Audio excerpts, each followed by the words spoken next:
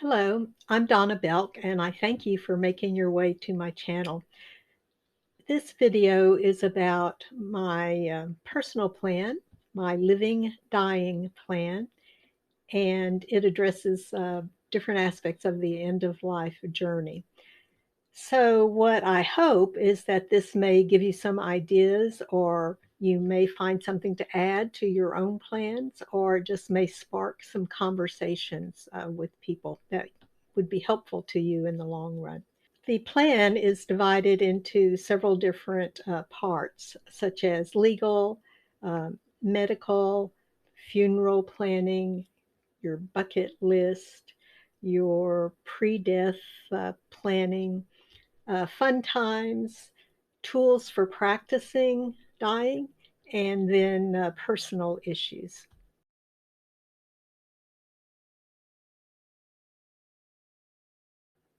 So I will go into each one of those uh, using my handy dandy mind map.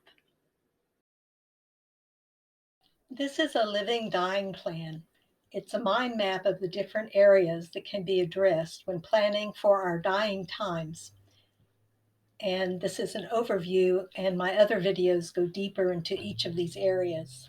Dying is natural, and you don't have to do anything. It's its own process, like birthing. You didn't study or prepare to be birthed, and you don't need to do that for your dying.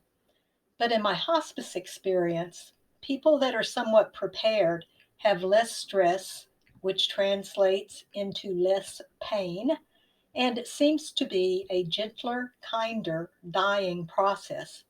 It's like their minds are free. Please remember these are my suggestions, and you'll hear different ideas from different people. But the only person of importance is you and what makes sense or seems right to you. The mind map is in no particular order. This is an organic process, and things flow from one to the other. There's no step one followed by step two, etc. You can't do it wrong, so start with what's of interest to you or seems easy to you. You may already have made your way through of these areas, but maybe something here will spark ideas for you. Most people start with the legal aspects of dying. Getting your will done is where most people start. There is a whole depth of information that has to be considered just to get a will in place. Do you need a will or a trust? Who is your executor? If it's your uh, spouse, for example, are they going to be in any shape to take care of that position? And who are your beneficiaries? And luckily, these are questions a lawyer or friend can help you with. In my state, Texas, there are documents related to body disposition. Will it be cremated or buried? And who's in charge of carrying out that disposal? Different states have different rules, which is why I highly recommend you visit this website called funerals.org. It is a funeral consumer alliance and is available to address just those questions. And wonderful folks volunteer there as well, and so they are available to walk you through things. The medical part of your living dying plan also will need documentation such as healthcare power of attorney or who you want to speak for you in case you are unable to speak for yourself. For example, if you were in a car accident, you might be in a coma or intubated. So, who would express your wishes then? Do you want to donate your organs? Is another medical decision. Funeral planning is important. This is not making pre-arrangements. That's a whole other story, and one that the Funeral Consumer Alliance recommends you approach with extreme caution. But do you want a ceremony? Want to leave all that up to the kids? Do you have a preference on where you'd like to be buried? Simply have a talk with your friends and families, and that will do a lot to help you decide these things. And then there are a lot of the softer decisions to make as well. Acts of kindness, one of the categories here. is a way to leave something of yourself for your dear ones.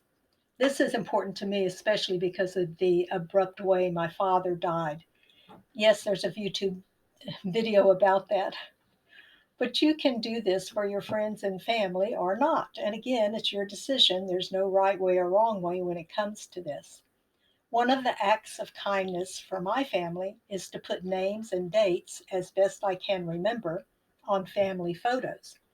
I also tell stories about the photos as much as I can. And I've recorded goodbye messages for my daughters. I think James Taylor says this best in his song, "Shower the people you love with love, show them the way that you feel. Things are going to be much better if you only will."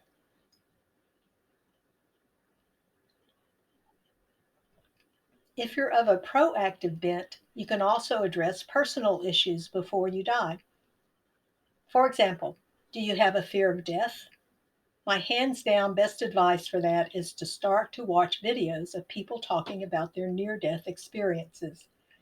Uncomfortable talking about things? Learn to get comfy with the awkwardness. There are many resources for things that will help with this: counselors, good friends, YouTube channels, spiritual teachers. You can't start early enough to address these things, in my opinion. There's a price for leaving it to the last minute. Pre death planning is another thing to address, and you can do this well in advance of actually dying. Downsizing is a good example of lightening your load. Ask your friends or family what they want of yours so there's no confusion after you die.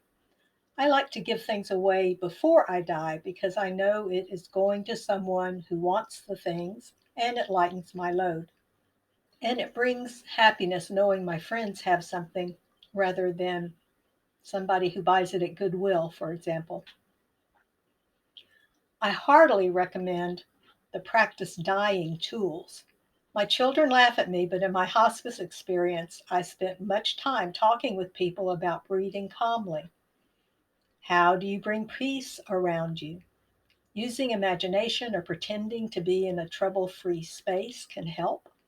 And I continue to practice these techniques because they help me in real time life. And the more I practice them, the easier it will be to call on them as I'm dying. They'll be like second nature to me.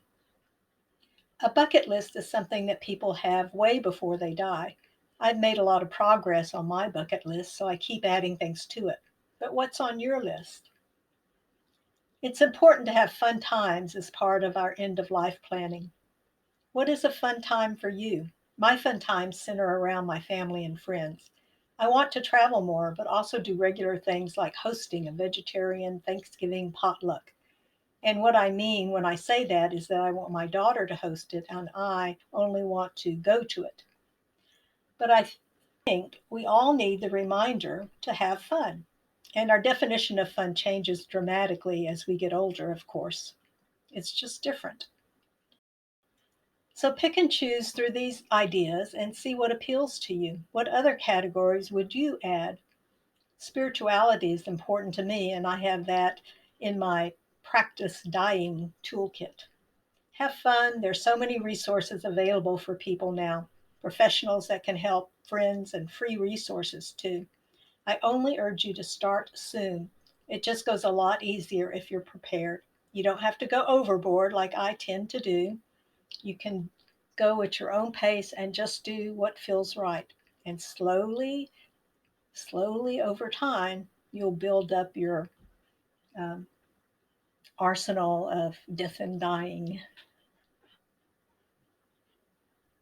Thank you for watching all the way to the end. Bravo to you.